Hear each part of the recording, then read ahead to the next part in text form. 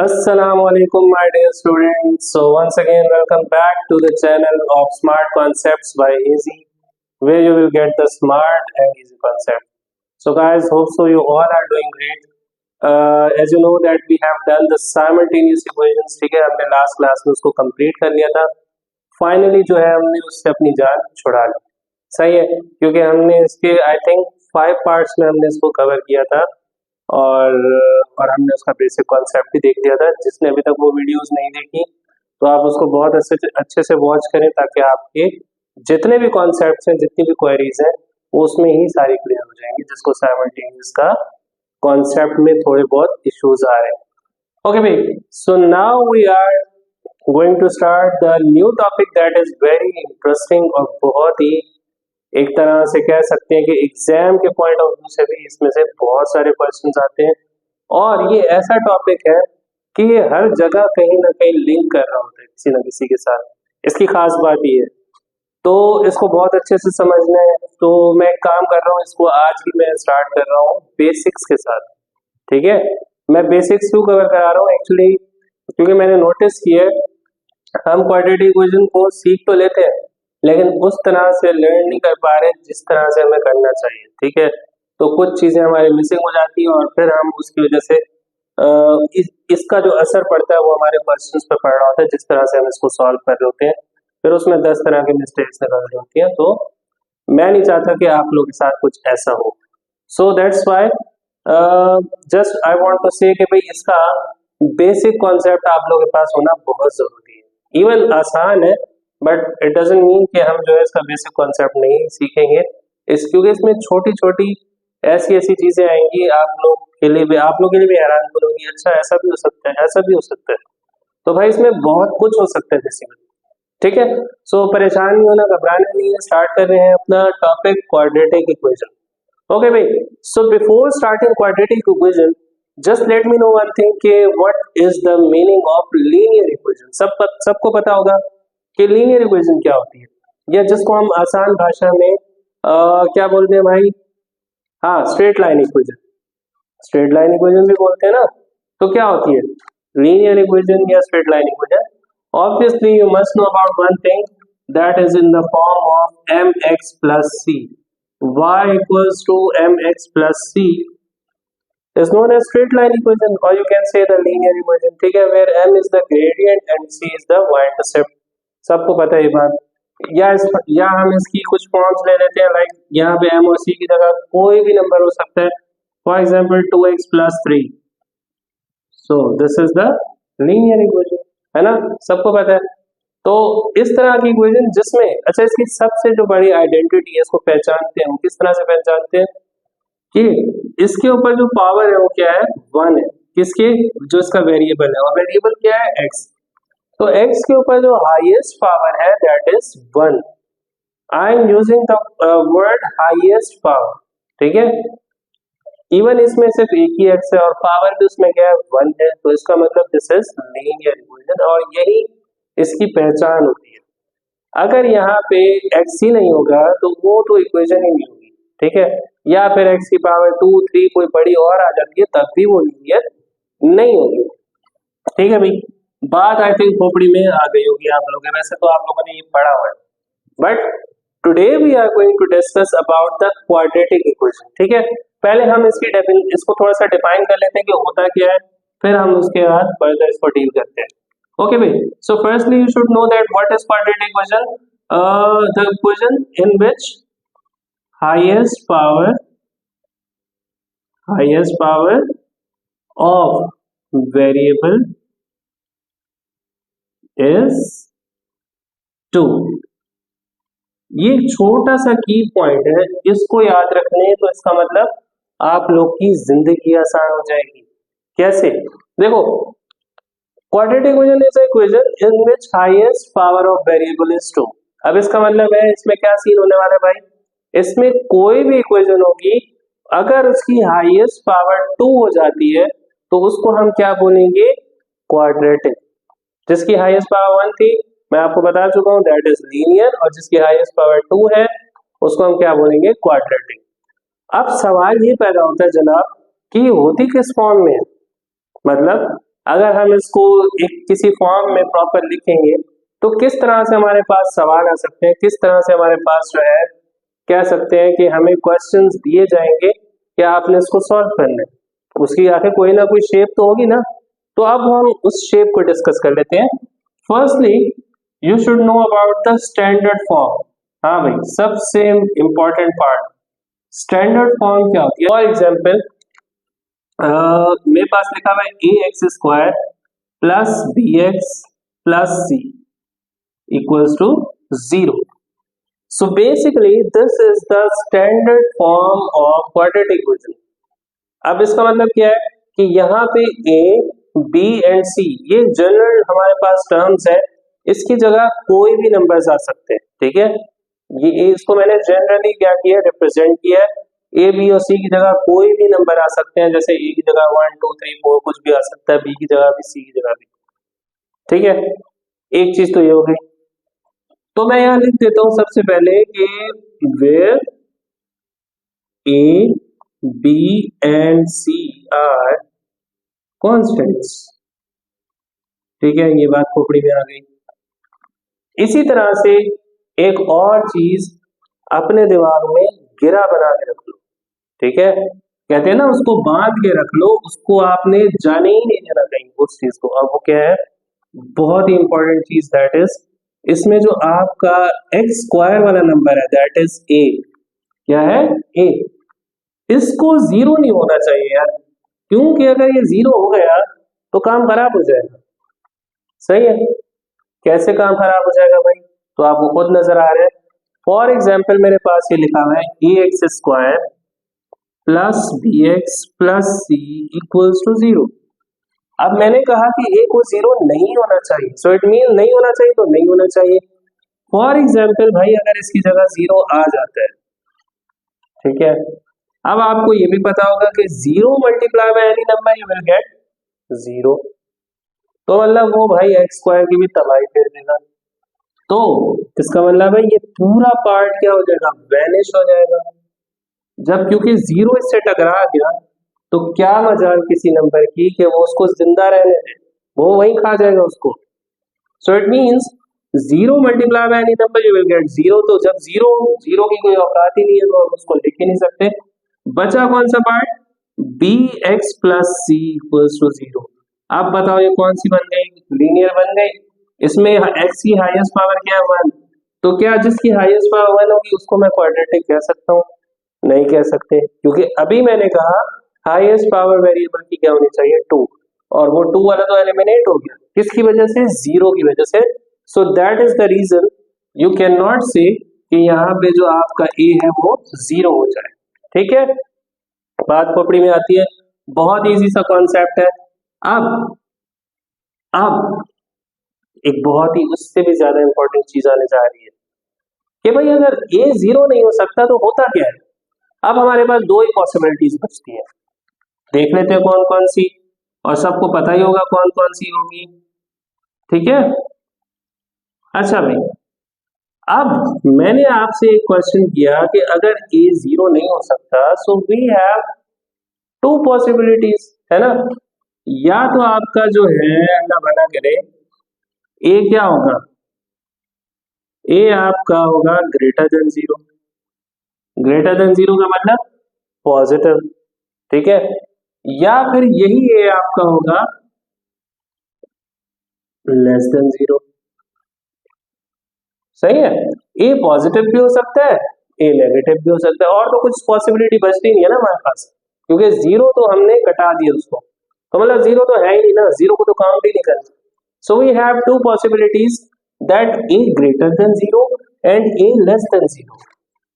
ठीक है भाई, अब सवाल ये है कि ए ग्रेटर देन 0 पे क्या कमाल दिखाएगा और लेस देन 0 पे क्या कमाल दिखाएगा।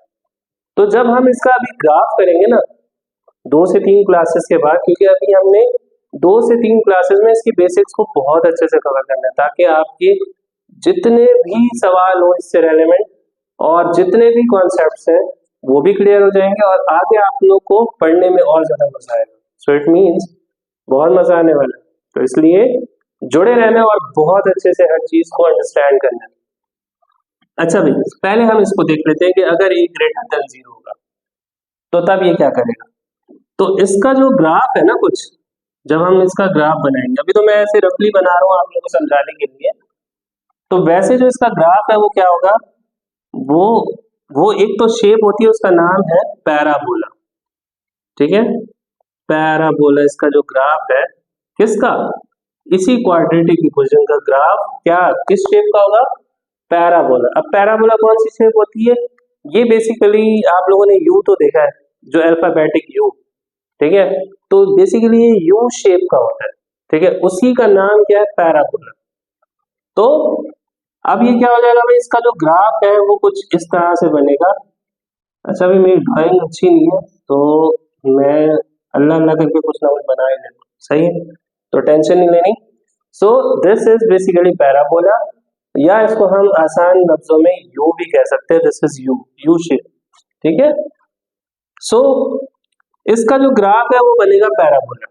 ठीक है, अच्छा ये कौन सा केस है, जब आपका जो ए है वो क्या है, ग्रेटर देन 0, दैट्स इट।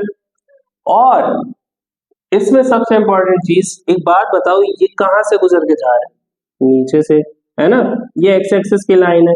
आपको पता है अबव जो है पॉजिटिव रीजन होता है, जो नीचे होता है वो आपका क्या होता है, नेगेटिव रीजन। तो इट मींस यहाँ पे जो आपको एक्स और वाई के पॉइंट्स मिलेंगे, क्योंकि ग्राफ जो है आपका यहाँ से टर्न होना स्टार्ट हो रहा है, तो इसका मतलब पॉइंट आपका या तो मैक्सिमम होगा या फिर क्या होगा, minimum. So we have two possibilities. अब जाहिर सी बात है वो ग्राफ जो है नीचे से टर्न होके जा रहा है, ऊपर से तो टर्न हो नहीं रहा, so it means we will get the, यहाँ पे लिख देते हैं minimum points of X Y. सही है, एक चीज तो ये ध्यान में रखना। अब आ जाते हैं इस पे जी, ओके। अच्छा, सेम वही कंडीशन, मैं वही सेम एक्सिस ले लिया, वाई एक्सिस एक्स एक्सिस, और अब देखने के इसका ग्राफ क्या कमाल दिखाता है।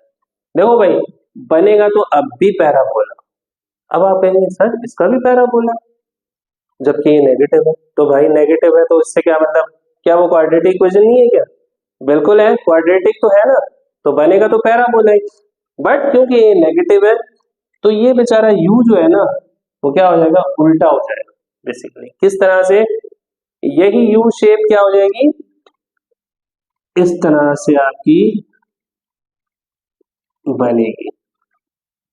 ठीक है, ये कुछ इस तरह से। तो इसका मतलब आपका जो ग्राफ है वो कुछ इस तरह से बनेगा। ये मैं रैंडम नहीं बना रहा हूँ, ठीक है, जब हम एग्जैक्ट बनाएंगे ना ग्राफ पूरा, तो मैं आप लोगों को बताऊंगा, आराम से अच्छे से समझाऊंगा कि इसका ग्राफ किस तरह से बेसिकली हम जो है कोई भी हमें क्वाड्रेटिक इक्वेशन गिवन होगी, अगर हमें उसका ग्राफ स्केच करना होगा तो मैं आप लोग को हर स्टेप बाय स्टेप समझाऊंगा कि किस तरह से बनाया जाता है। अभी रैंडम नहीं बता रहा हूँ कि इसका ग्राफ बेसिकली बनेगा कैसा, किस शेप का होगा। तो बेसिकली पैराबोला ही शेप होती है, वो या सीधी होके हो जाएगी या उल्टी होके। तो एक चीज याद रख लो, देखो बहुत ही आसान लफ्जों में, if you will have A greater than 0 then you will get smiley face. ठीक है ना, तो कुछ इस तरह का होता है ना स्माइली फेस, ये अगर मैं इसमें ये वाली चीज बना दूं तो क्या बन गया, स्माइली फेस। हालांकि ये डरा रहा है लेकिन है तो स्माइल। ओके भाई, सो नाउ इसका क्या हो जाएगा, सैड फेस, है ना। तो इसको कुछ इस तरह से याद कर लेते हैं, if A is positive, even आप भी ह्यूमन नेचर है, अगर हम पॉजिटिव हैं, अगर हमें पॉजिटिविटी फील हो रही है, सो it means I will smile, है ना। और इस तरह से अगर यार मेरा मूड अच्छा नहीं है ना, तो मतलब अगर मुझे 10 टेंशन है घर की या कहीं की भी, तो इसका मतलब है, क्या मैं स्माइल करूंगा, मैं पागल तो नहीं हूँ ना। तो उस सूरत में मैं क्या करूंगा, मेरा भी सैड फेस हो जाना है, मुंह बना के बैठ जाऊंगा, तो यही हालत हो जाएगी, है ना। और जब मैं पॉजिटिविटी फील करूंगा, सो इट मीन्स ये होगा। तो इस तरह से याद कर लेते हैं, जब ए पॉजिटिव होगा तो आप स्माइल करेंगे, और जब ए की वैल्यू क्या होगी, नेगेटिव होगी, तो जो फेस है वो उसका क्या बनेगा, सैड फेस बनेगा। अच्छा भाई, अभी तक हमने क्या डिस्कस किया, हमने इसको डिफाइन किया क्वाड्रेटिक इक्वेशन को, that the highest power of variable is 2। अच्छा, इसको ना एक और भी नाम दिया जाता है बेसिकली, इसको याद रख लें आप लोग, इसी चीज का नाम, इसको हम डिग्री भी बोलते हैं, ठीक है। बजाय हम इसको हाईएस्ट पावर लिखें इतना लंबा करके, तो हम डायरेक्ट कह सकते हैं degree of variable. Basically degree is the highest power, ठीक है। डिग्री को ही हम हाईएस्ट पावर बोलते हैं, हाईएस्ट पावर को डिग्री कहते हैं, एक ही बात है, कुछ भी कह दो भाई, उससे फर्क नहीं पड़ता।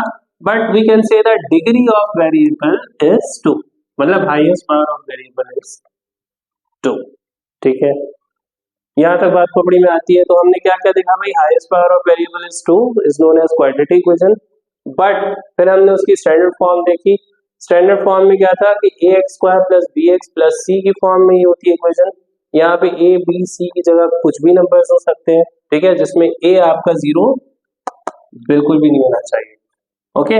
और 0 क्यों नहीं होना चाहिए, उसकी रीजन मैं बता चुका हूँ, क्योंकि यहाँ पे पूरा फैक्टर 0 हो जाएगा तो बचेगा ये, दैट विल बी लीनियर, तो वो लीनियर की वजह से क्वाड्रेटिक ही नहीं रहेगी।